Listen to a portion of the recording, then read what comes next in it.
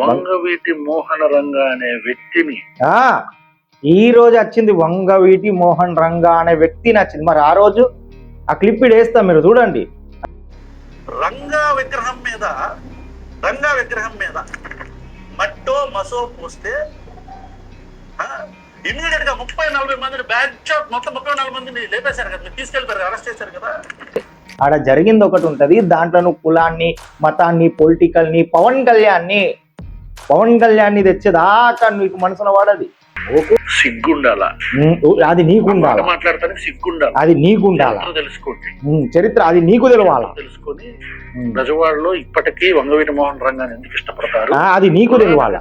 నువ్వు మాట్లాడినావు, బొత్తుగా నువ్వు మాట్లాడినావు. జోహార్ రంగా అతను ఒక హీరో లాగా చూస్తారు కదా. నువ్వు ఉన్నావు బ్రిటిష్ నా కొడుకు, నువ్వు బ్రిటిష్. అప్పుడు చెప్తున్నా కదా, అప్పుడే నువ్వు రావణ్ అవుతావు, అప్పుడే నువ్వు జోసఫ్ అవుతావు.